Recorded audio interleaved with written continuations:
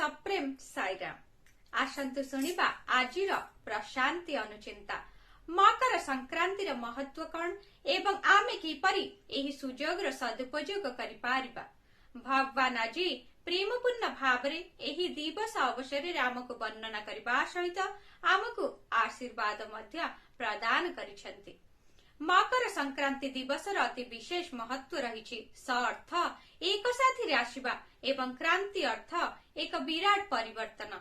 एही दिन रे मकर राशि मध्य को सूर्यंक प्रवेश एक विराट परिवर्तन आरंभ हेबार सूचना देइथाय। एहा एक दिव्य स्थिति रे प्रवेशर सूचना अटे। मनुष्यर मन को भगवान का दिग को बुलाइबा दर्शाई थाए।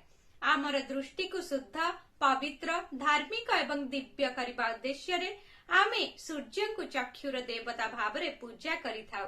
पुरुषार्थ अर्थात मनुष्य जन्मर लक्ष्यर प्रकृत अर्थ हेउछि समय एवं परिस्थितिर सदुपयोग करिबा, कारण सेमाने जनकर जीवन को अर्थपूर्ण एवं उत्कृष्ट करिबा पई उदय होइथांती। आज आम मानकु पृथ्वी रे एक उल्लेखनीय आध्यात्मिक परिवर्तन आनिबाकु हेबो, ताहेले ही मकर संक्रांति पालन करिबा अर्थपूर्ण होई पारिबो।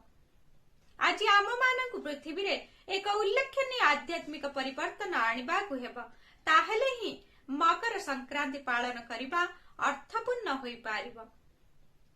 जनकर दृष्टिकोण एवं मनोभाव रे परिवर्तन न आनी केवल बाह्य परिवर्तन हेबाकु क्रांति बा मौलिक परिवर्तन बोली कुहा जाई पारिबो नाही। आमे एक विराट आध्यात्मिक परिवर्तन आनी पारिले ही प्रकृत शांति स्थापना होई पारिबो।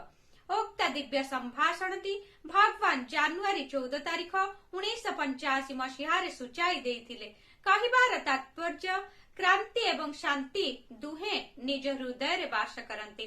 तुम भीतर सेमानंकु आविष्कार कर, एहा ही तुमर कर्तव्य।